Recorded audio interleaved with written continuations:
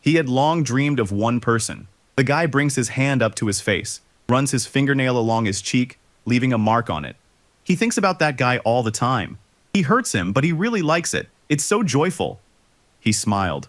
Tears of happiness streamed down his face, and his face glowed with joy. Joy brought on by that very guy. The brunette absolutely loved the games they played together. The blonde man standing across from him smiled. He enjoyed watching the brunette's reaction. There's a crackle over the radio, and a man's voice can be heard. He asks if his team can hear him. They're done. The radio crackles again. A voice reports that Delta 2 is already in position. From behind the ventilation grill above, the man watches the two thugs guarding the entrance to the room. The radio reports that there are two guys at the entrance and asks if he needs help, to which he replies in the negative. He throws something down, and the guys near the entrance notice it. One of them bends down to see what it is, and tells the other that it was a bolt, to which the blonde man asks in surprise how a bolt could have fallen from above. But the next moment it dawns on him, and he looks up.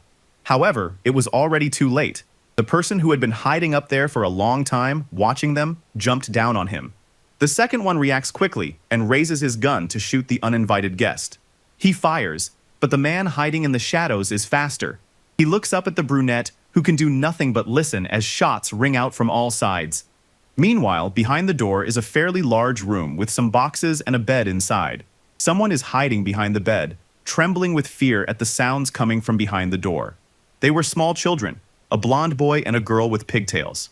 Their faces showed terror, confusion, and anticipation of what would happen to them next. In the hallway, a man who had lunged at the guys guarding the door plunged a knife into the gun of the guy who was desperately trying to shoot him.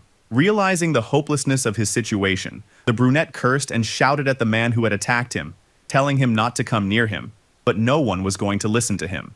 They tried to break down the door to the room, but it wouldn't give way. The children hugged each other and huddled together in fear. They didn't know what was about to happen and thought their time had come. They started yanking on the doorknob so hard that it couldn't take the strain and broke. They finally broke down the door and it creaked open slowly. The children sat in the corner, not making a sound, waiting for their fate. A man dressed in dark clothes stepped onto the bed with one foot, reached out to the children, and began to reassure them, saying that everything was all right and that their father had sent him. He continued to reassure them, saying that everything would be all right now. When the children heard that their father had sent this man, they calmed down a little and trusted him. Just then, a breeze blew into the room, the curtains fluttered open, and light from the street streamed in. A man with a broad smile on his face was looking at the children, but his appearance was more frightening and untrustworthy than friendly. As he continued to reach out toward the children, he said, "Let's go home."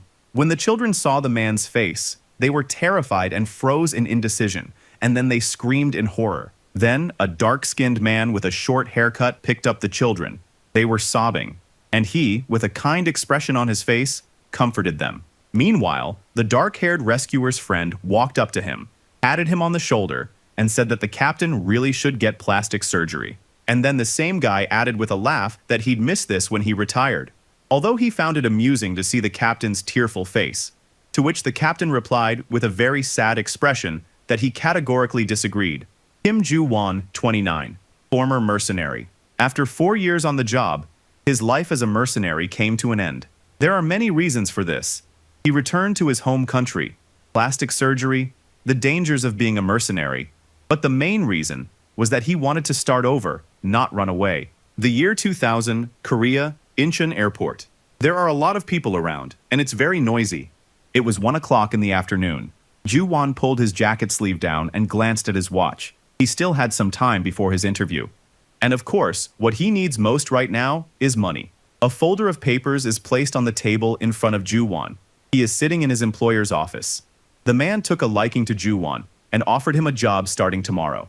Ju-won was pleased with this turn of events and asked the man to look out for him. At that moment, the man sitting across from Ju-won reached into the inside pocket of his jacket for something. He took a cigar out of the box and, as he lit it, said that his father had approved of Ju-won as soon as he saw his photo. Then came the question, was it all because of his face? After all, the man believed this was Ju-won's advantage, since even among their own members, there was no one with a face like that. Ju-won was a little taken aback by his boss's words. Was he actually praising him? Ju-won then admitted that he had to quit his job because of his appearance. and he still isn't sure if getting a job with a gang would be any better. It would be no different from working as a bodyguard. Although in that case, he definitely wouldn't be able to save up for plastic surgery, since his savings wouldn't be enough. Then Ju-won picked up the folder that had been lying on the table in front of him the whole time, and looked inside. He began to read aloud. The man under his care was 27 years old. Ju-won asked if other organizations were threatening him. The employer replied that they weren't sure. However, he then began trying to convince the young man that their Hwa-yeon was indeed a cutie. These words left Ju-won at a loss. He didn't know how to react. This young man's name, Hwa-yeon, is composed of the characters for flower and angel. His father wanted a daughter so badly that he registered the name before the baby was born. And even though a son was born, he has no regrets. Of course, Hwa-yeon is much more handsome than his name suggests. He is the pride of his family, handsome, wise, well-mannered, and determined. As he said all this, the man beamed with pride. Hwa-yeon attended an excellent university. Then the man couldn't remember the name of the certification used in the US, but Ju-won reminded him that it's called the AICPA. The man agreed and went on to say that Hwa-yeon looks so much like his mother. Ju-won thought he looked as if he truly loved his family. The man interrupted the young man's train of thought and suggested that he start by showing him a photo of Hwa-yeon. Just then, two men entered the room, arguing heatedly about something. One of them said, addressing Ki-yeon, that he had come to back out, while the other, addressing Hwa-yeon himself, said it was all because he was being persecuted. However, Hwa-yeon was persistent and went on to say that even if that were the case, he was 27 years old and no longer a child. To which Ki-yeon replied that he would like one of their own people to do it. But since the young man works for a company, they're worried about him. As he opened the door to the room, Hwa-yeon asked sarcastically if his conversation partner was serious. Then he asked to what extent his friends and his father intended to interfere in his life. Then, as he walked into the room where Ju-won was sitting, the guy added that they could do whatever they wanted. As they walked further into the room, the guys saw each other and their eyes met. For a second, their faces flushed, and they froze. The man who had been talking with Ju-won was delighted to see the dark-haired man enter the room, and Ju-won realized that this must be the very same Yoon Hwa-yeon. The reason he wants plastic surgery so desperately is that everyone is terrified when they see Ju-won's face. He's had this dream ever since he was a teenager. Ju-won stood up from his seat and extended his hand to the young man who had just entered, introducing himself and greeting the person he would be working with. Ju-won wanted to act alongside handsome men like himself and Hwa-yeon. It's a clear sunny day outside. It's morning, the sky is cloudy, but patches of clear sky are visible here and there. Inside, the man is greeted by a cheerful young man whose face is beaming with a smile, his cheeks slightly flushed with the emotions overwhelming him. The guy began shaking Ju-won's hand vigorously and introduced himself as Yoon Hwa-yeon, adding that he was very happy to meet the dark-haired man. Then he asked if he would be responsible for the guy's safety starting tomorrow. Ju-won was a little taken aback by such an enthusiastic greeting, and his cheeks flushed as well. As he continued to shake Ju-won's hand, the guy said he was very, very happy about it. Then he added that he was very excited. As he spoke, the guy looked at Ju-won, his eyes sparkling as if he wanted to impress him. As he listened to all this, Ju-won grew more and more embarrassed. His face was already flushed red. The man remained silent, listening to the young man standing across from him. Ju-won wants to protect him. The first time he saw him, he was captivated by his beauty. Because of that, he said the first thing that came to mind, and that was a promise that he would definitely protect him. After Hwa-yeon spoke those words, it felt as if a sense of foreboding had swept over him. His expression changed immediately, his eyes narrowed, and his smile grew less friendly. His expression resembled that of a predator who had caught its prey and was anticipating how it would dispose of it. Ju-won doesn't know how Hwa-yeon sees him. He can't understand it. The men are sitting in the car and driving somewhere. Hwa-yeon is talking on the phone through wireless earbuds and yelling at someone to finish something by tomorrow and then compare it to last year's report. Then he agreed to something, saying that he had received everything by email. The guy kept talking on the phone. He was clearly annoyed by the conversation and wanted to wrap it up as quickly as possible. He cut the call short, saying he'd finish whatever was left by tomorrow morning. Ju-won watched everything unfold through the rearview mirror. As soon as Hwa-yeon finished his call, he took some kimbap out of his bag, unwrapped it, and began to eat. As he took his first bite, he noticed that Ju-won was watching him. The guy scratched his neck and asked the driver if the kimbap from the store really wasn't tasty at all. Taken aback by the unexpected question, Ju-won stammered a bit and agreed with the guy. Turning to Ju-won, the guy said that he always takes good care of himself. Then, looking a little embarrassed, he added that not only is he very busy, but he also has to cook. Looking embarrassed, Ju-won said he knew a little bit about cooking. Upon hearing this, Hwa-yeon looked at the man and didn't say anything at first. When Ju-won realized what he had said, he shouted that he could cook something simple and sweet. After he finished shouting, his whole face turned as red as a tomato. However, he continued, saying that if Hwa-yeon wanted anything, he could make it for her. The guy thought for a moment, and a smile spread across his face. Then he asked Ju-won if he was really willing to even cook for him. The next moment, a deathly silence fell over the car. Ju-won asked the guy if that was strange, but in any case, he doesn't want Hwa-yeon to eat food from convenience stores. That's because Hwa-yeon's family members asked him to keep an eye on that. Hwa-yeon immediately realized exactly which family members they were talking about, his brother and his father. But since they had asked him to do this, there was nothing left for him to do but take care of it. It was already getting dark, and the city was gradually shrouded in twilight. Ju-won and Hwa-yeon arrived at the apartment, and the young man showed Ju-won the password to get in, asking if he had memorized it. Ju-won replied that he had. Hwa-yeon noticed a bag in the man's hand and asked what was inside it. As it turned out later, it was packed with all sorts of anti-spy gadgets. In case Hwa-yeon had a stalker, the house might have been bugged or fitted with cameras. While Ju-won was explaining all this, Hwa-yeon examined all the devices the man had brought him. After finishing his explanation, Ju-won apologized and said he should have told her about it right away, but Hwa-yeon waved it off and said it was fine. After all, the most important thing was that the house was in order. After looking around the guy's entire house, Ju-won was a little surprised. It seemed there were no listening devices in Hwa-yeon's house. For some reason, everything was just simple. It seemed like there was nothing special about him. He was like someone who didn't even have any hobbies. It seemed Ju-won had worried for nothing. All he had left to do was check the closet, and then he'd be done with it. The man reached for the closet handle. It creaked a little, but swung open easily. However, the next moment, Hwa-yeon appeared behind Ju-won, closed the closet door, and prevented the man from finishing what he was doing. He said he was a little tired today, and that it would be best if Ju-won left. The man had no objection to Hwa-yeon's words and left his apartment. The night passed quickly, and morning arrived. The sun was just peeking over the horizon, and the clouds were a soft shade of pink. Ju-won woke up as gloomy as a storm cloud. Had he really gone too far yesterday? Or had Hwa-yeon stopped him because he'd gotten too close to his secret? Too many questions, and too few answers. With these thoughts in mind, the man approached the guy's apartment and entered the passcode on the door lock.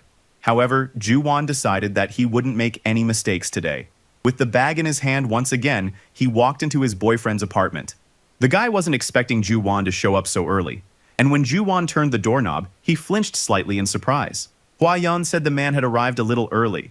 Ju-won froze by the door and said it was time for breakfast, and that they'd agreed he would make it for him. The guy smirked and scratched his neck. Then he said he was going to take a shower. Ju-won simply nodded in agreement, still standing by the front door. When the guy left, Ju-won finally let out a sigh. Words couldn't begin to describe how scared he was by what had happened. While Hwa-yeon was in the shower, Ju-won started making breakfast for him. He hadn't been fired, and he should be happy about that. But instead, he's even happier that Hwa-yeon is in a good mood today. Standing by the stove, Ju-won pictured the guy's tousled hair. A faint blush spread across his face at the pleasant memories of that guy. Ju-won thought it would be nice to eat together. But the very next second, that guy suddenly appeared behind him again, as if out of nowhere, and said it smelled really good. The man replied that everything was almost ready.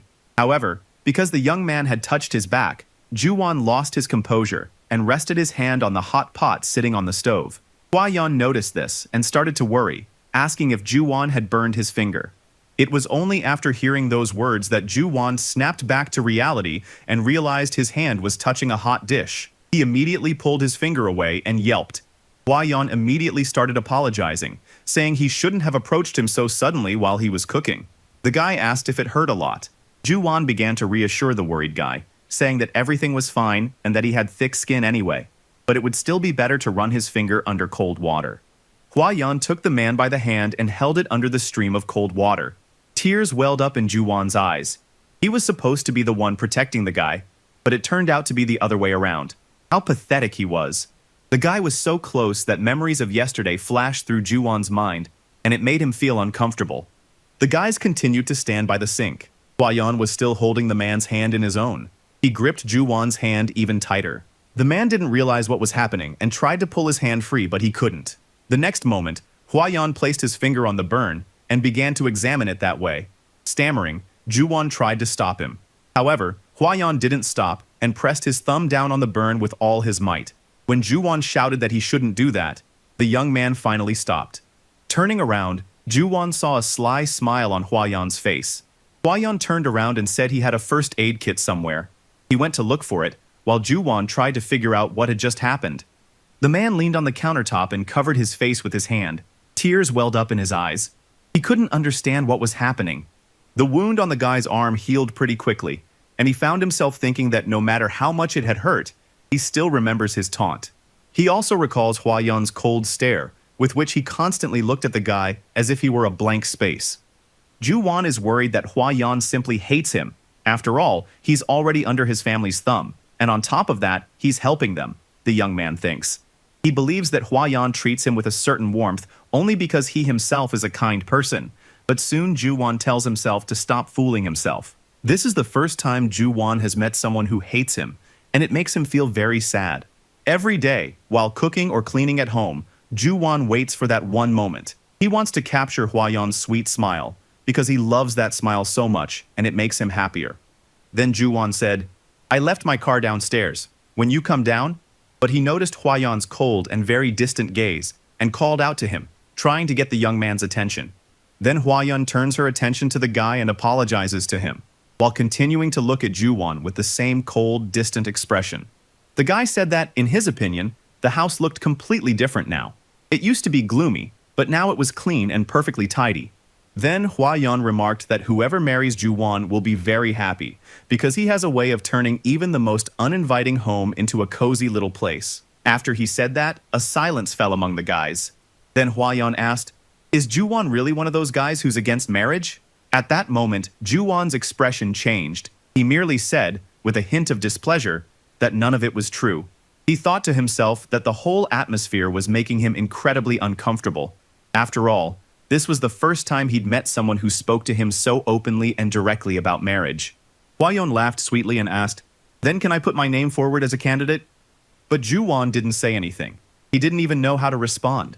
The guy turned around and said it was time for them to go. And then Huayan said, "Coming, coming." Just a few minutes later, Juwan successfully dropped Huayan off at work. As he was getting out of the car, Juwan told him that he would pick him up after work today as well. Huayan leaned forward so that his face was visible through the car window. He blushed and said, "It's Friday, so..." At that moment, he began to look around uncertainly in all directions. In the end, Huayan changed his mind about saying what he had originally intended to say. He waved to the guy and said they'd see each other that evening. Meanwhile, Juwan continued to watch the guy, looking puzzled. Evening had fallen. Juwan drove up to the young man and waited for him from inside his car. He thought about Huayan's words, that the man she would marry would be a very happy person, and Juwan also recalled Huayan asking if perhaps he should put himself forward as a candidate. All these memories brought a smile to the young man's face. Suddenly, Huayan knocked on the guy's car window and asked him to open the door. He noticed Juwan's happy expression and asked if he was thinking about something nice, then asked what exactly the guy was thinking about. Juwan didn't answer that question. He let the guy into the car and said he'd drive him home right away. However, Huayan wasn't happy with that turn of events. He said he needed to go somewhere else right now. When the car came to a stop, Huayan got out and asked Juwan to go home without him, but Juwan replied, "I can't," which upset him. Huayan asked, "Then tell me, Juwan, are you my bodyguard or my guard?" This question came as quite a surprise to Juwan, but the young man didn't lose his composure and admitted that he was just an ordinary bodyguard. He also added that he had no intention of sharing any personal details about Huayan's private life, since his job was simply to look after him and nothing more. Those words made Huayan laugh. Soon he put a finger to his lips and asked Juwan not to tell anyone what he was about to see, because it was a secret, and from now on, it would be their little private secret. "This will be our little secret." When Huayan said that, he didn't immediately realize exactly what he meant, and in the end, that night completely changed his life. As he approached the building, Juwan saw the name of the place they were heading to, Dungeon. Note, translates as dungeon, used to hold prisoners underground. It didn't seem like anything out of the ordinary, but it gave him the creeps. Just like an underground prison, the man thought. This building isn't very big. It looks like an annex. Ju-won thinks there must be a lot of exits here. They need to memorize their entire route and the locations of all the building's entrances. But what really matters is that Hua-yeon often visits this place, Ju-won thought to himself, while the young man was talking to the man sitting at the front desk. The dark-haired man told the young man that it had been a long time since they'd seen each other, and then added that the others had come today as well, to which Hua-yeon replied that he would go down there right away. Ju-won continued to survey the room they were in. He spotted a corner where a stalker might very well be hiding, but his thoughts were interrupted by Hua-yeon, who approached him. The young man asked Ju-won if it was true that he was a former mercenary. The man replied in the affirmative. The young man continued, saying that if that was the case, then he was used to that sort of thing. Ju-won didn't quite understand what the guy was talking about, so he asked if he meant working as a bodyguard. Hua-yeon looked at him and said that what he meant was beating people up. Ju-won began to tremble, but the guy went on, saying that he was also referring to intimidating people. Ju-won said he should have gotten used to it by now. After all, it was just a job. However, he never got any pleasure out of beating others up. Does anyone actually enjoy that? He thinks it's strange. Hua-yeon looked at him with a hint of disapproval and simply said, "I see," having nothing more to add. The men walked down a long hallway. Up ahead were some steps, followed by a set of doors. As they climbed the steps, Hua-yeon told the man not to worry about it. After all, as he already knew, his family was unique, which was why he sometimes found himself thinking about strange things. Ju-won was a little taken aback, not quite understanding what the guy meant. Hua-yeon smiled sweetly, turned to the man, and said that he had already figured it out a long time ago. They walked into the room, where multicolored lights were flickering all around. No, Hua-yeon really stands out, even to men. He's gorgeous.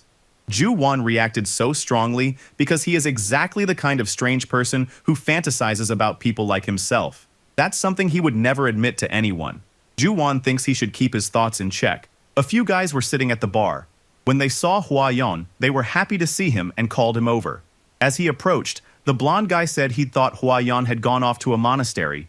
It had been a long time since they'd seen each other. The other two sitting behind him simply said hello to him.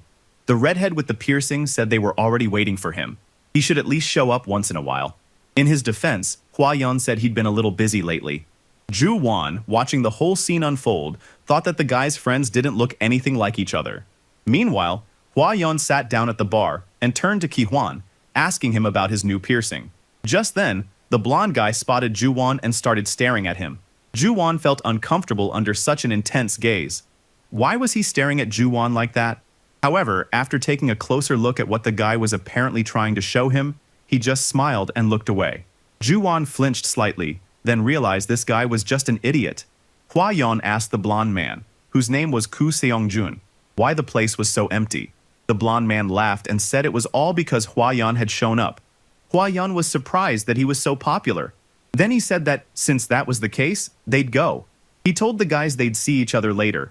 The guys sitting at the bar were disappointed, and the blonde guy asked if Hua-yeon was taking the brunette with him.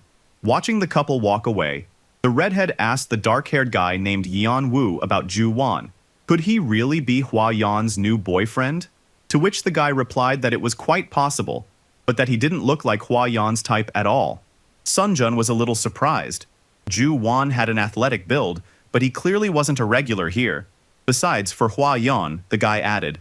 Meanwhile, Hua-yeon rubbed his chin and thought that everything had gone pretty well. He's not the right type at all. He likes the kind of girl who's easy to make cry. They walked into yet another room, and Ju-won froze in surprise. What on earth is this? Is it happening inside? Ju-won realized that this place was just a club where all the guys were hanging out, and that really threw him off. He didn't understand why he'd even followed Hua-yeon in the first place. After all, he knew it was a bad idea, and now he thinks he needs to calm down and not show his true feelings. He wondered if maybe this was Hua-yeon's way of wanting him to just run away and abandon his duties as a bodyguard. In fact, all of this makes Ju-won so happy that he's ready to cry with joy. The guy then lowered his head and shouted that he would wait for Hua-yeon outside, and he also added that he would keep this a secret. At that moment, Hua-yeon turned toward Ju-won and moved as close to him as possible. Hua-yeon asks the guy with a smile if he expected to see something like this, because in her opinion, Ju-won was exactly expecting this. At least that's what her intuition tells her. And it works pretty well. Hua Yun added that in this situation, anyone would understand what was on Ju-won's mind. After all, you just have to look him in the eyes to understand everything. Hua Yun smiles and asks Ju-won if he likes taking risks. At that moment, Ju-won realized the meaning behind Hua Yun's gaze. It was the piercing, commanding gaze of a true leader. But the dark-haired man continued to deny it, speaking as if he didn't understand what she was talking about. Then Hua Yun says, "If you don't understand what I'm talking about, then why do you look so happy?" Hua Yun smiled and said that in order to start playing, Ju-won would first have to take off his jacket and watch. Otherwise, he'd just lose. Noticing Ju-won's intense gaze fixed on him, Hua Yun remarked that what he was sitting on wasn't just a chair, and that he wouldn't be able to simply relax in it, since everything here was set up for a game with special rules. Then Ju-won took off his jacket. He thought to himself that Hua Yun was simply mocking him, while the sight of him made Hua Yun smile slyly. Hua Yun noticed that Ju-won was hungry, so he asked the young man if he might be thirsty. If so, Hua Yun could offer him some water. Hua Yun hands Ju-won a bottle of water. He takes it, looking surprised, and thanks her. When Ju-won drank the last drop of milk, he asked Hua Yun if things were really that bad. Then the guy with the purple eyes said that, to be honest, things were pretty bad. Those words really upset Ju-won. Then Hua Yun grabs Ju-won by the hand and, looking him straight in the eye with that crazy look of hers, tells him that she'll have to teach Ju-won a lot more. Soon, Hua Yun said that he was going to start teaching Ju-won right away, since there was still so much he needed to learn to make life much easier. Hua Yun finds it very amusing that Ju-won is behaving exactly as he imagined, and that Ju-won agrees with him completely on everything. Ever since childhood, Hua Yun had been smothered by overprotective parents. He always received a great deal of attention and was constantly showered with gifts. One day, Hua Yun stayed behind to work overtime as usual when someone approached him and said, "Hey Hyun, working late again?" Then Hua Yun asks, somewhat puzzled, "What are you talking about?" She also says that something rather strange is happening right now, and then he hears the person on the other end of the phone say, "Oh no, it's nothing special." That's when the guy realizes that that's exactly what he shouldn't have said. Hua Yun had previously clutched his head and shouted, "A bodyguard? Who do you think hires them these days? Do you think you can fool me that easily?" The man across from him said, "No," and added that this was exactly why they were looking for a Korean bodyguard, so he wouldn't stand out too much from the crowd. After that, the man asked the guy why he didn't just want to go and take a look. Then Hua Yun said that it was too much and asked if he had already found someone for the role. At the time, Hua Yun didn't even think about going to look at the bodyguard, but he felt sorry for the man, since he knew for sure that he wouldn't need the bodyguard. But when he walked into Hua Yun's room, he suddenly remembered how, as a child, he had wanted a big cat. The boy wanted a big leopard, something like a leopard or a jaguar, elegant and innocent. At the very least, it had to be big, strong, and handsome, and it absolutely had to be cute. And in that description, he recognized the guy they wanted to cast as his bodyguard. At that moment, Hua Yun wondered whether he should trust this guy. At first, he thought it was too early for games like that, but then he figured that, judging by Ju-won's happy expression, he wouldn't mind. When he saw Hua Yun's strange look on CTT, Ju-won became very concerned and asked him, "Did I do something wrong?" This question brought Hua Yun back to his senses. Then Hua Yun leans toward the guy and asks him what game he wants to play right now. After that, he smiles slyly and asks himself if he even needs to ask Ju-won about this, since he can do whatever he wants and there's no need to ask his bodyguard. Eventually, the guys start playing darts. Hua Yun successfully throws her darts right into the bullseye. This makes Ju-won experience new emotions and cry tears of joy. When the guy notices that Ju-won is closing his eyes, he glares at him menacingly and says, "Look at me." That's when Ju-won realized that no matter how much a man was his type, it all lost its meaning if that man didn't like playing darts. After the game, Hua Yun walks into Ju-won's room. She wonders what he's up to and notices that he's brought a flower into the room and is surprised that Ju-won is even concerned about what kind of water to use for that particular flower. Hua Yun finds it amusing that Ju-won was hired as a bodyguard, yet he cleans the entire house, cooks, and takes care of the interior design.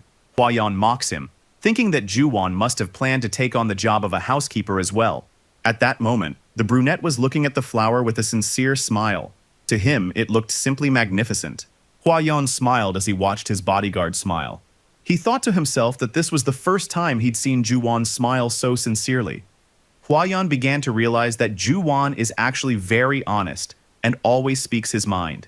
These feelings have been gradually building up inside him, and even though they haven't known each other for very long, Huayan already has feelings for Ju-won. As she looks at the sleeping Ju-won, Huayan touches his cheek and says she wants to keep playing with him. A little while later, Ju-won was woken up by his alarm clock. He reluctantly opened his eyes. As soon as he opened his eyes, he saw a beautiful sight. Right next to him lay the person he admired. It was Huayan. He looks so cute when he's sleeping that it's impossible to take your eyes off him. Ju-won jumped to his feet and walked out of the room. He was experiencing some rather strange sensations, but they were all very positive and made him feel happy. In the end, he decided he should get some rest. The guy feels embarrassed because he cried a lot yesterday and acted too emotionally. With these thoughts in mind, Ju-won stopped next to the mirror. The guy continued to study himself closely in the mirror. He could see all the imperfections on his face, even the tiny wrinkles. He never thought he'd be able to act without plastic surgery. However, he managed to do quite well even without it, which surprised him greatly. The guy started wondering, even if he had plastic surgery and reduced his height to 170 centimeters, would he be able to meet someone just like him? He's wondering how much longer this will go on. Ju-won was thinking about the fact that today was the first time he'd ever played darts. That's why he doesn't know how well he actually did in the game. These thoughts are really troubling him. And he's also bothered by the fact that he has a habit of being the first to spill milk on the floor, so he's very upset with himself. As he thinks about this, tears begin to stream down his face. Soon, Ju-won spots Huayan, which greatly surprises the brunette, and he asks, "Are you awake?" Then Huayan smiled and nodded, confirming that he was already awake, and then said it was time for them to play darts. Huayan said with a smile that he hadn't taught Ju-won how to play very well, so they should give it another try.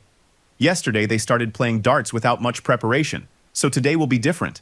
With those words, Huayan picks up a dart. After the game, the guys got changed and went outside. Ju-won said it would be better if he went out first, but Huayan disagreed with him.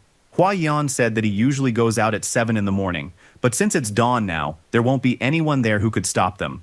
Ju-won was about to say something. He started muttering something under his breath, but Huayan didn't hear him, so he turned his attention to the guy and called out to him. Huayan noticed that Ju-won looked very puzzled and worried. Huayan didn't understand what was going on. Then he looked in the same direction Ju-won was looking and was very surprised. There was a blonde man there whom they had seen earlier, Koo Seong-jun.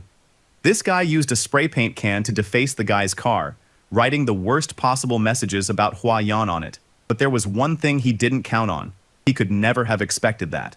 He was caught red-handed just as he was continuing to spray paint those messages on the car.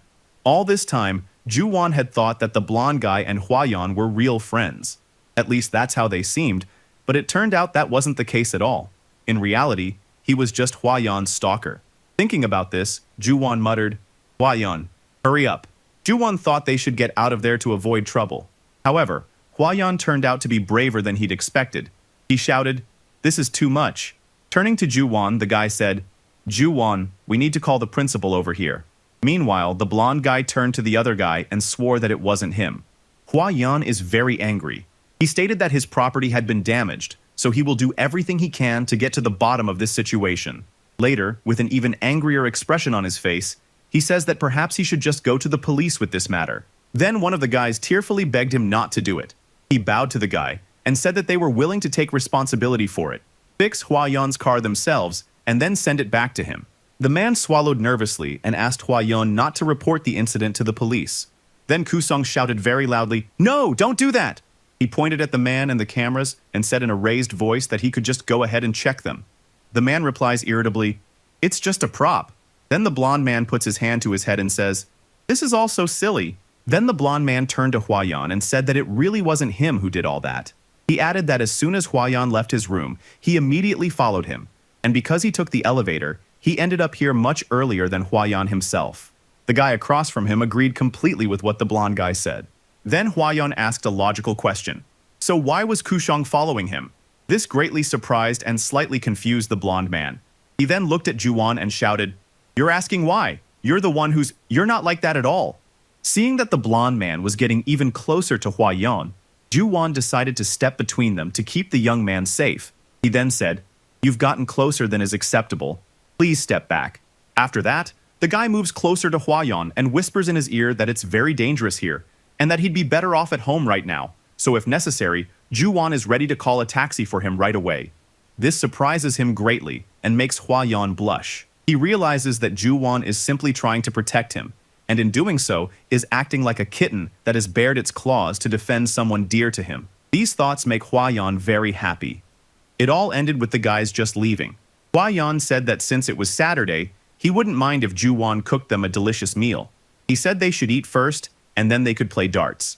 But when the guys approached the apartment, Huayan noticed a very bright and large sign on it that read, "Apartment of a Darts Enthusiast." He was very angry after what he saw. Huayan doesn't know who's behind all this. However, he thinks that as soon as he finds the person responsible for all this, he'll simply kill him, and his death will be extremely painful. Huayan wants to make the person who first vandalized his car, and then he wants to make the person who defaced the front door to his apartment regret ever being born. The guy was so furious that his heart began to race and he started breathing much faster. Then, Huayan tried the food that Juwan had prepared. It immediately calmed him down and brought him back to his normal state from his incredible rage because the food turned out to be quite delicious. Juwan asks the guy with a smile if he'd like some tea. "When you're done with everything?" The guy was so cute, and he blushed so deeply. It all made Huayan very happy and brought him back from his anger to a happy state. He noticed all of Juwan's kindness. Then Huayan cheerfully said yes. To himself, he wondered if that was really what their relationship was supposed to be like, and he felt a rather strange sensation. The thing is, in a relationship like theirs, the gentler, kinder guy takes care of the essentials, and that's exactly what happens between them. After all, Juwan takes care of Huayan, and in addition to his direct duties as a bodyguard, he also cleans the house, cooks, and takes care of the interior design in general. But soon, Huayan realized that their relationship was more like that of a maid and a wealthy business owner. To him, the sight of Juwan dressed as a maid seems very cute. At that moment, tears welled up in Huayan's eyes. He thought to himself that their relationship really was more like that of a maid and a rich guy. He looked at Juwan's back and reflected on the fact that, after all, he was his bodyguard, and therefore, his only duty was to protect him. Then Huayan sets the mug down on the table and reflects on the fact that Juwan's behavior simply hurts his pride. The thing is, every time Huayan looks at Juwan and sees how he treats the guy, it seems to him as if the dark-haired guy sees him not so much as the owner of the house. These thoughts creep into the mind of the guy with purple hair and really get on his nerves. He smiles slyly, thinking he can scare Juwan a little so that he'll know his place and treat him with the respect he deserves, and not like some spoiled little boy. Soon, Juwan turns toward Huayan and asks him if he'd like some more coffee. Huayan answers in the affirmative, nods his head, and holds out the mug, bringing it closer to Juwan. Juwan then bends down to pick up a mug from the table, and, as he does so, says that if they just repaint the front door, everything will be fine, and no writing on it will be visible. The guy starts pouring hot coffee into a mug. Huayan rests her head on her hand and asks the brunette if they need to find someone special for this. Juwan then says there's absolutely no need for that. Besides, it's the weekend today, so finding someone like that would be extremely difficult, or perhaps even impossible. Juwan leaned in and said that he could go to the store himself and buy some paint, and then do whatever it takes to erase those markings on the door. The moment the dark-haired man says this, Huayan beams with joy. He smiles and suggests that they go to the store together. Then Juwan slips on a black jacket and says he doesn't think it's a good idea at all. The guy added that if a stalker showed up, it would be much safer to stay home right now. As he said this, he looked intently at Huayan, trying to figure out whether he'd managed to get his point across to the guy or not. Huayan takes a sip of coffee, then moves the mug away from his face and looks down. In a quiet, measured voice, he says, "Amazing." Then he takes another sip of coffee and, in his mind, tells himself that for the first time, he's being ordered around by someone who is completely under his control. This was quite a surprising turn of events for the guy. At that moment, Juwan noticed Huayan giving him a very strange and cold look, and that look even made him shudder. The brunette didn't understand what was going on with Huayan or why he was looking at him so strangely. Soon, Huayan relaxes his expression. He smiles broadly, showing his teeth, and says that since that's the case, he'll finish his coffee. But then the guy asks again, "So, shall we go together?" Juwan is trembling even more. He remembered that look. It was exactly the same one Huayan had on his face during their game of darts. So that look makes the brunette involuntarily recall every detail of their game. And this makes his face flush even more, betraying his embarrassment. In the end, Ju-won agrees with her boyfriend, and they go to the store together. They walk through the different sections of the supermarket. They pass by the section with a huge selection of alcohol. They walk through the produce section, as well as the section with cookies and various treats. Hwa-yeon says that the paint is available at the 24-hour store. However, it's much cheaper here. Then Ju-won tells the guy that this is always the case, meaning that stores like this are a little cheaper than 24-hour stores, after which the guy notices Hwa-yeon's behavior, as he's extremely interested in looking at everything. So he asks, "Is this your first time here, Hwa-yeon?" Hwa-yeon smiles and says he doesn't need to go shopping. The guys kept walking between the aisles of the supermarket. Suddenly, someone addresses Hwa-yeon and offers him a piece of fried fish to try. At first, Hwa-yeon isn't sure if they're really talking to him or if he just imagined it. Then he asks, "Can I really try some for free just like that?" The saleswoman tells the guy that he can do that since it's just a tasting. Shortly after saying that, she added, "You're such a handsome man. Are you a celebrity?" Then Hwa-yeon picks up a snack and tries it. He says he's not a celebrity at all, but adds that the food is very tasty. Ju-won. Hwa-yeon then takes a few more pieces of fried fish and, turning to Ju-won, tells him that this is a tasting, so why shouldn't he try some? But Ju-won didn't pay any attention to that. He turned to the saleswoman and asked her to give him 2 bags of fish, since he could use it to make soup at home. Soon after, Hwa-yeon said they'd bought some paint and groceries, along with a few small items. Then the guy asked his bodyguard if they sold rugs anywhere nearby. Ju-won replied that they were on the floor above. Then Ju-won asked the guy why he needed rugs in the first place. Hwa-yeon replied that he would really like to put 1 rug in the living room. In his opinion, a rug is very necessary there. The guys went up 1 floor and began carefully examining all the rugs there. Soon they came to a dark rug. Hwa-yeon, with a smile on his face, looked at Ju-won and asked what he thought of it. Ju-won replied that there was nothing special about it, and added that all the rugs there looked the same. Hwa-yeon noticed that Ju-won was touching each of the rugs with his hands, and so he realized that the brunette really cared about how the rugs felt to the touch. Hwa-yeon rested his face on his hand. He smiled slyly and continued to watch the brunette.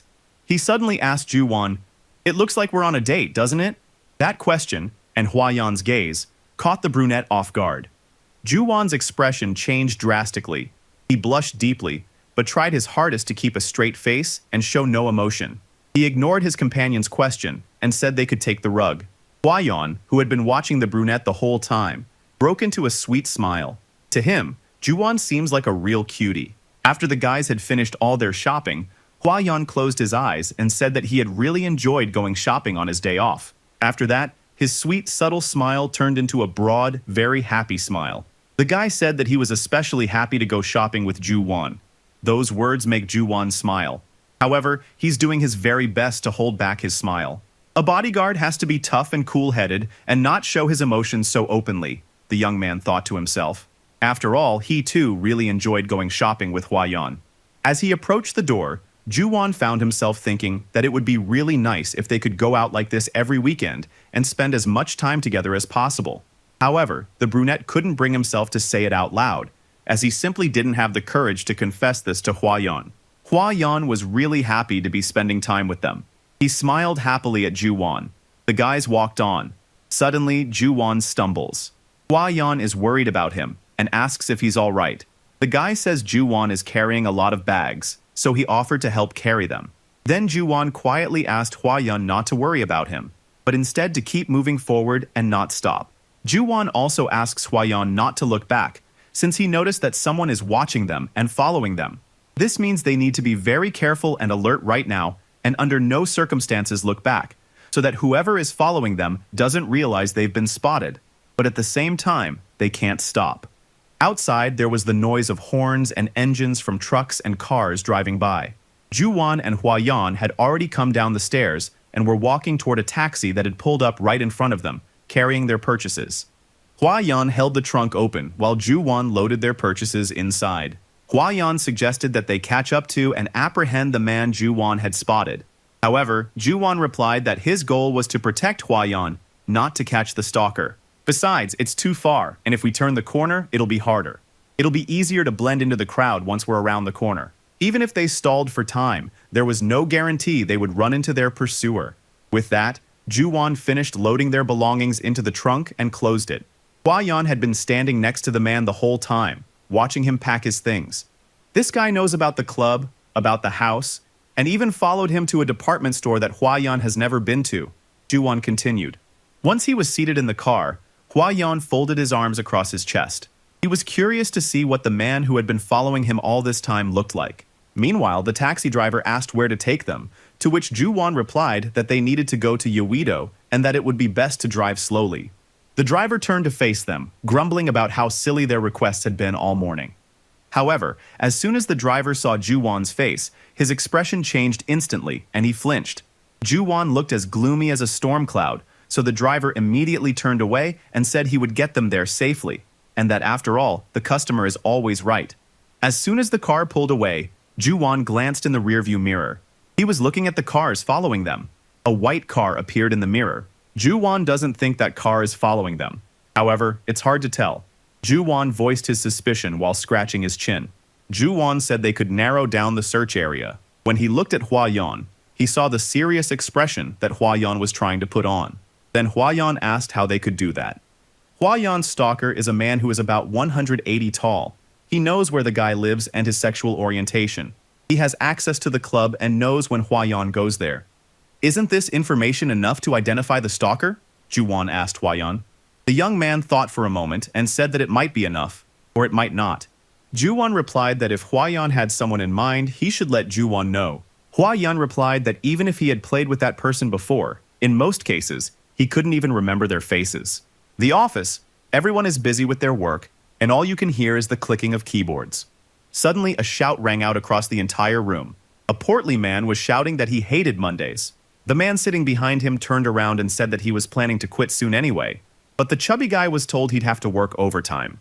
His co-workers laughed sympathetically at this, and a woman walking by thought that the chubby guy was actually quite cute when he whined like that. Then she noticed Huayan sitting next to her. She asked him why he was in such a good mood today. Huayan smiled, and a faint blush spread across his cheeks. The girl noticed the look on his face and asked what that strange smile was all about. The guy replied that today really is a good day, since he's waiting for his beloved. Everyone sitting nearby jumped to their feet. They were all shocked to learn that Huayan was waiting for her loved one. The petite girl with the short haircut was immediately intrigued. She clearly loved all kinds of gossip about relationships and love. Mr. Huayan doesn't usually talk about such things. The girl immediately asked who this person was that her boyfriend loved. Huayan looked slightly embarrassed and replied that it was nothing special. He was tall and thin, basically right up his alley. The office's biggest gossips gathered around and started asking Huayan about her boyfriend. The guy replied that at first glance he looked like the boss, but the closer they got, the nicer the guy seemed. However, this information wasn't enough for these gossip mongers. Huayan went on to say that his boyfriend is just like a cat. The guy showed these guys a photo on his phone of a cat that, in his opinion, looked like the girl he loved. The girl with the short haircut sat down at her desk in tears. She was disappointed. That guy really had been talking about a cat. Nothing interesting at all. But the girl with glasses, who had earlier asked Huayan how she was feeling, said the kitten was very cute and asked if it was his cat, to which Huayan replied that it wasn't his, but his brother's. The next moment, Huayan got up from his desk and said he was done for the day, much to the disappointment of his colleagues, who begged him to stay. As he approached the elevator, Huayan was caught up by a girl wearing glasses, who called out to him. When she reached him, he asked the manager if she was done for the day. She said no, but she wanted something from him. Her expression was slightly sly. She wanted him to at least tell her whether he was seeing someone or not. And hadn't he just been talking about a person, not a cat? Huayan smiled and thought that manager Li Juhee really was very perceptive. However, Huayan replied that she wasn't dating anyone. The manager was surprised and asked if that was true. Huayan replied that this was true, but only for now. The guy smiled and said that since they'd cleared everything up, he'd be on his way. The girl couldn't argue with that, so she wrapped up her questions and let him go. After that conversation, the manager felt inspired and thought that this was what made life worth living. When Huayan stepped out of the building, there was a car parked nearby, and Juwon was waiting by it. When he saw the young man, the man said he had come to pick him up. Huayan looked at the stunning man waiting for him by the car and decided that soon he would make him his own. Huayan was glad that the dark-haired man had come to see him. He remarked that he hadn't even called Juwon. Instead, he had come to see him on his own, as if he knew that now was the perfect time to come, as if their hearts were connected by love itself. Then Juwon interrupted the conversation. not letting Hua Yan finish his last sentence, and said that it seemed to him Hua Yan would be finishing work soon, so he came and waited for him here. Juwan said, I was thinking that Yunpa is a fairly large organization, and it's possible that the stalker is someone from that organization. So maybe they should put its members under surveillance to find out for sure whether they're the ones responsible or if the stalker is someone else entirely. Hua Yan rested his hand on his chin and said, if I knew who it was, I would have caught that person right away. The thing is, Hua Yan really doesn't like the fact that Ju Wan talks about nothing but that mysterious stalker from morning till night. It's really wearing him out, and he's not afraid to say so openly to his bodyguard. But soon he hears the brunette say, I talk so much about the stalker because it's my job. Your safety is entirely my responsibility.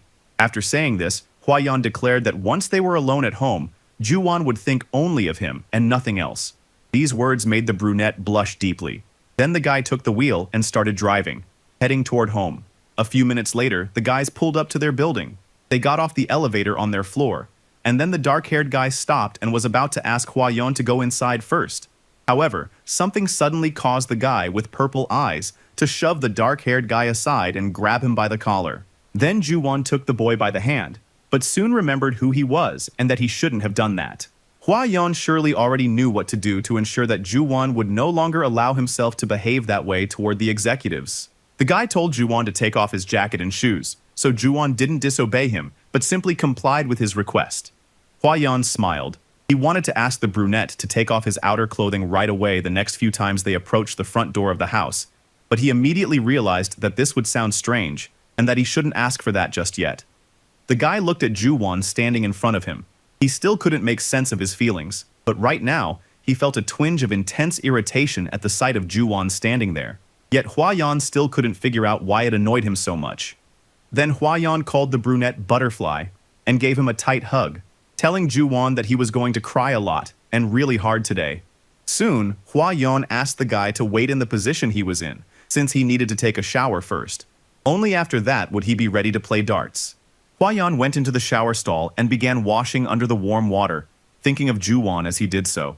The guy smiled slyly as he recalled the look on Ju Wan's face. When Hua Yan got out of the shower, he stepped closer to the guy and looked him straight in the eyes again. After that, he stepped back and began selecting the right dart for the game. There were only a few of them, so it wasn't that easy to choose. The whole time had been very nerve-wracking for Ju Wan. The guy looked up and saw Hua Yan, who was carefully selecting a dart. Hua Yan isn't sure which dart to choose. The thing is, Ju Wan is a complete beginner at darts, so not every dart is suitable for a beginner. But at the same time, he shows a lot of promise. Be that as it may, Hua Yan thinks his cat is too shy, which isn't good and needs to change. Hua Yan picked out the dart he needed and walked over to the man with brown hair. The guy noticed that Ju Wan's hands shake so much when he aims his darts at the target. Hua Yan finds this indecision and the fear in her own bodyguard's eyes amusing. But no matter what, Hua Yan knows that victory is always his. Suddenly, Hua Yan asked the guy, "Did you grab my arm back then, just because you hate me?" The question caught the brunette off guard. After all, things were completely different from what Hua Yan had imagined in his head. Then the dark-haired guy blurted out that it was just a reflex, but that really angered Hua Yan, and he punched the guy. He asked the dark-haired guy, "Can cats really talk like humans?" The guy was clearly hinting that Ju Wan should behave just like his big cat and nothing else. When the brunette tried to make the sounds a cat usually makes, Hua Yan declared that it didn't sound anything like a cat at all, and because Ju Wan tried to make those sounds, he only made Hua Yan's mood even worse. From that moment on, he decided to show the brunette that he was the real cat here.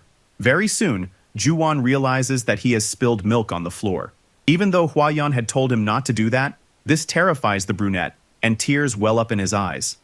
This made Hua Yan even angrier. He yelled at the brunette, "What am I supposed to do with you if you're doing this without even asking my permission?" The guy was so angry that he was barely holding back his emotions. After playing darts for a few minutes, Hua Yan noticed how athletic Ju Wan's body was. He said that it's actually really cool to be so ripped and strong. Then, Hua Yan cupped Ju Wan's head in his hands. He had noticed that Ju Wan's face looked very sad, and that tears were welling up in his eyes. Hua Yan said that what he meant was that he really liked Ju Wan's athletic build. The guys played darts again. This time, they took a short break.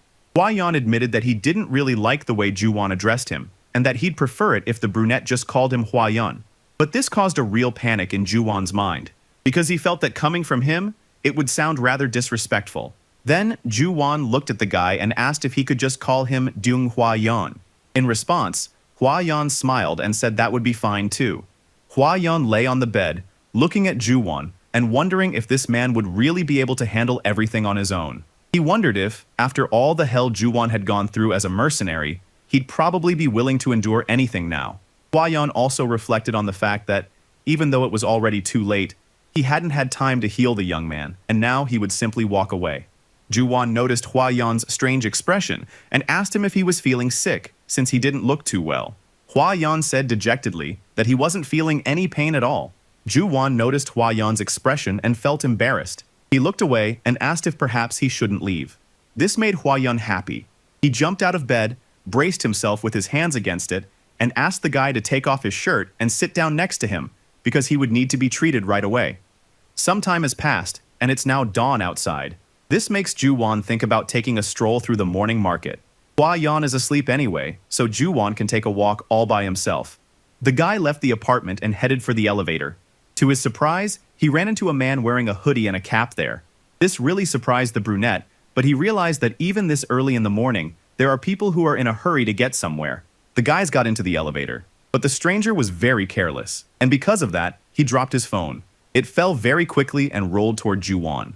Juwon looked back when he heard a strange sound, picked up the phone, and handed it back to its owner. The man touched his cap with his fingers and thanked the young man.